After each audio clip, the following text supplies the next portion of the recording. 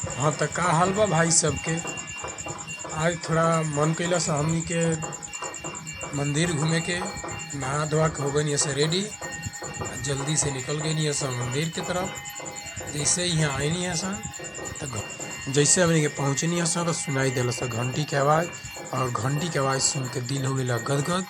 और ओकरा बाद हमनी के यहाँ लगनी है घूमे। यहाँ बगले में पुजारी बाबा दुर्गा जी के मंदिर के पास अगरबत्ती देखावत रहनी है और ये घंटी डुलावत रहनी है।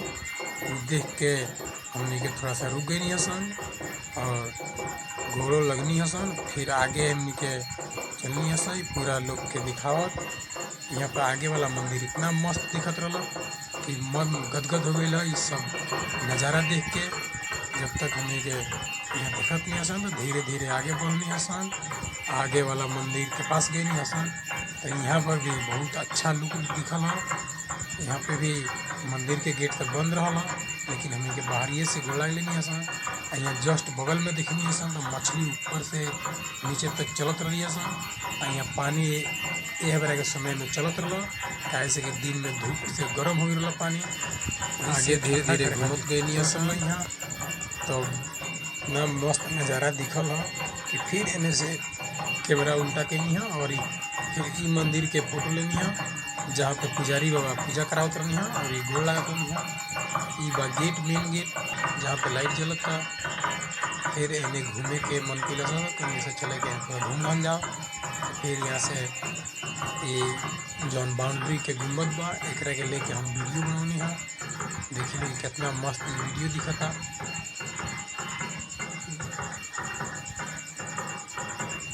फिर एक आगे जाते हैं सन आस्ते आस्ते। अब यह फिर से आके फ्रंट कैमरा करनी है और थोड़ा सा अपन भी चेहरा के फोटो दिखौनी है। और यह पीछे इतना मस्त लुक दिखत रहा ना रात में।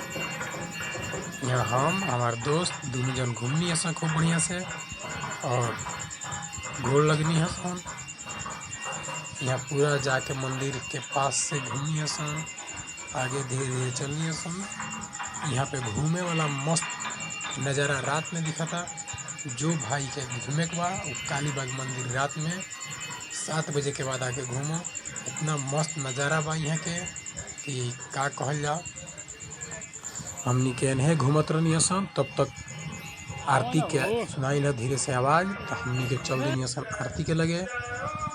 जस्ट अनी से लगे तो आवाज़ सुनाइल है तो ओकरा बाद गईनी सन आरती करतनी सन। ओकरा बाद फिर हमने के आगे वाला वीडियो में दिखाएं आगे। तब तक हम मोबाइल बंद करके रख लेतनी। थोड़ा सा आरती कर लिया ओकरा बाद से। तो यहाँ पे आरती चालू हो गई है। हम लोग आरती के लिए आए थे। यहाँ हम लोग कर रहे हैं। यहाँ पे देखिए पानी गिर रहा है।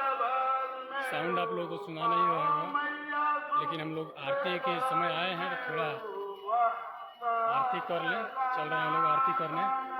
हम लोग भी थोड़ा सा आप लोग भी जैसे भइल है आरती समाप्त हम फिर से मोबाइल निकलनी है और थोड़ा सा बनैनी है वीडियो। अब हमनी के चले के हो गिरला टाइम, वही से अब हमनी के आईनी से थोड़ा सा एगो फोटो खींचे करला दोस्त के। तो इतना ना यहाँ पे लाइट रहा कि इन्हें से फोटो खींचे में एकदम चेहरा ब्लैक आवत रहा। तो हम कहनी रह दो अब फोटो ना खिंचाई। तब तक हम बना लेनी है इनकर वीडियो। अब फिर हमने के दोनों जन निकलनी है सन मंदिर से। आस्ते आस्ते निकला था सन मेन गेट से। अब चल हमनी के अपना अब आगे बढ़ी हमनी के मेन गेट पर। अब यहाँ से निकलने सन बाहर। अब हमनी के निकले सन अपन टाइम से बाइक और चल देम सन अपने रूम के तरफ। अब हमनी के निकल गए से बाहर। अब एक बाद चलम हमनी के रूम पर। यही छोटा एगो ब्लॉग बा एक के देखी लोगी।